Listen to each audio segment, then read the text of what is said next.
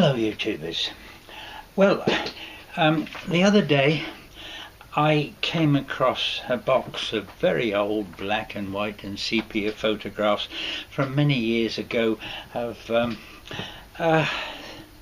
my life, I suppose, going back right almost to the time when I was a very small child.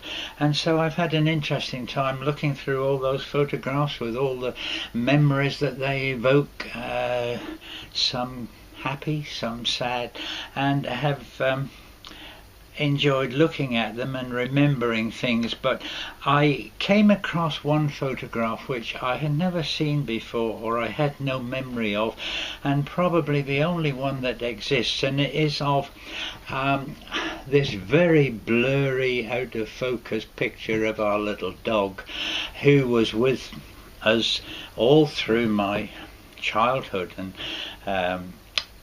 and he was a lovely little dog. He was very butch and very independent, and you've heard the expression as fit as a butcher's dog. Well, of course, my father being a butcher, he really was as fit as a butcher dog, and he lived outside all the time, hail, rain or snow. He was always there at the back door when you got up in the morning, ready to greet you, no matter what the weather.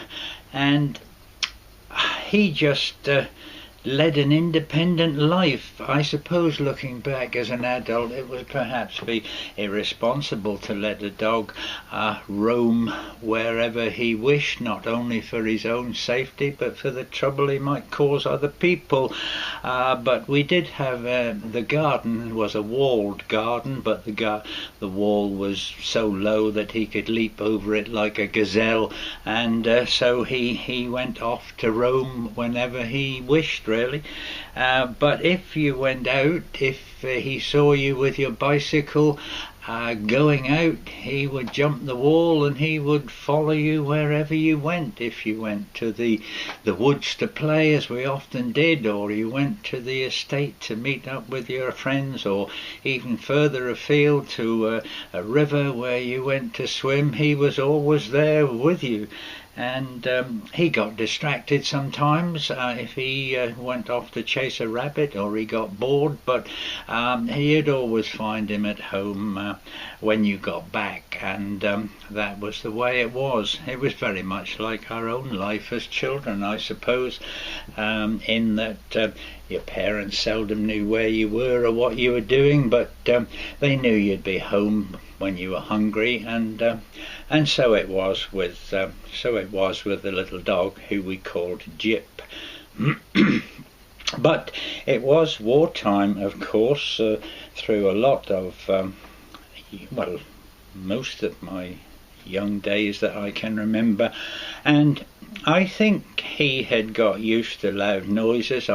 He went with my father when he went shooting rabbits, so I think the noise of a gun wouldn't frighten him. But there was one occasion when a bomb fell in our street and demolished some houses.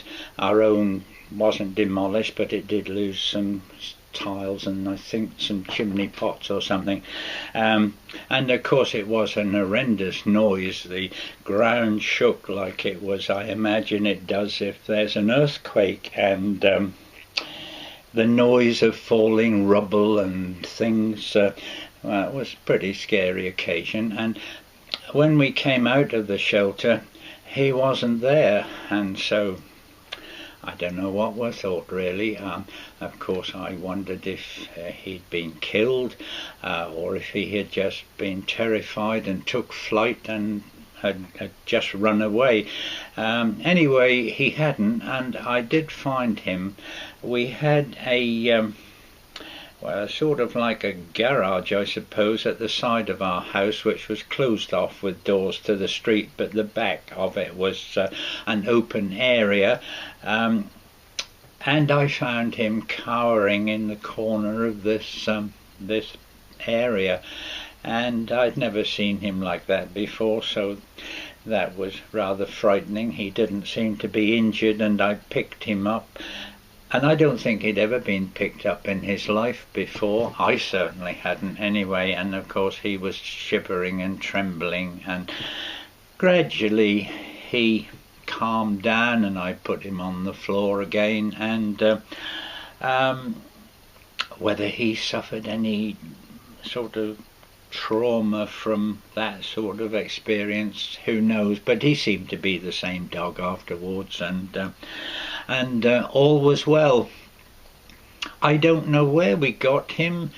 I don't know when he died, but he was with us during the whole of my school days, so I guess he lived to quite a good age of probably at least 16. So that's the story about this lovely little dog called Jip. And although we've had many dogs after his time, I think I have really the greatest affection for this little dog, mainly because of his toughness and his independence, and I'll treasure that.